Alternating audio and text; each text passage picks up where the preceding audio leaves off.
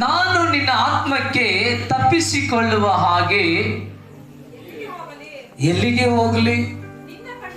ನಿನ್ನ ಕಣ್ಣಿಗೆ ಮರೆಯಾಗುವಂತೆ ಎಲ್ಲಿಗೆ ಓಡಲಿ? ಮೇಲಣ ಲೋಕಕ್ಕೆ ಏರಿ ಹೋದರೂ ಅಲ್ಲಿಯೂ ನೀನಿರುತ್ತಿ. ಪಾತಾಳಕ್ಕೆ ಹೋಗಿ ಮಲಗಿಕೊಂಡನೆಂದರೆ ಅಲ್ಲಿಯೂ ನೀನಿರುವಿ. ಆಮೆನ್. Hallelujah, hallelujah. ಭಕ್ತಿನಾದ ಕೀರ್ತನೆಕಾರನು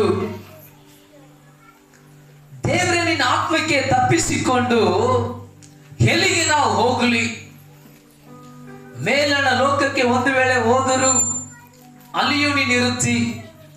ಯಾವ ಸ್ಥಳಕ್ಕೆ ನಾನು ಹೋದರೂ ಎಲ್ಲಾ ಕಡೆಯೂ ನೀನಿರುವಂತಹ ದೇವರಾಗಿದೆಯಾ? ನಿನಗೆ ತಪ್ಪಿಸಿಕೊಂಡು ಎಲ್ಲಿಗೆ ಹೋಗ್ಲಿ ಎಂಬುದಾಗಿ ಆತನ ಹೇಳುದು ನಾವು ನೋಡ್ತಾ ಇದ್ದೀವಿ. ಇದು ಬಹಳಷ್ಟು ಜನರು ನಾವು ನೋಡುವ ಹಾಗೆ, ಪ್ರೀತಿ ಉಳ್ಳ ದೇವ ಜನರೇ, ದೇವರು ನಮ್ಮ ನೋಡಲ್ಲ, ನಮ್ಮ ಮಾಡೋ ಕಾರ್ಯಗಳು ದೇವರಿಗೆ ಕಾಣಿಸೋದಿಲ್ಲ ಅಂತ ಹೇಳಿ ಬಹಳಷ್ಟು ಜನರು ಯೋಚನೆ ಮಾಡೋದನ್ನ ನಾವು ನೋಡ್ತಾ ಇದ್ದೀವಿ.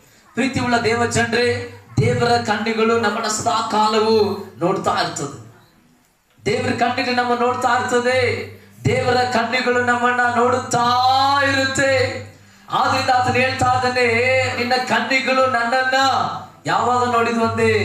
ಗರ್ಭದಲ್ಲಿ ನಾನಿನ್ನು ಪಿಂಡವಾಗಿರುವಾಗನೇ ನಿನ್ನ ಕಣ್ಣುಗಳನ್ನು ನೋಡಿದ ನಿಮಿತ್ತವಾಗಿ ನಿನಗೆ ತಪ್ಪಿಸಿಕೊಂಡು ಎಲ್ಲಿಗೆ ನಾವು ಹೋಗಲಿ?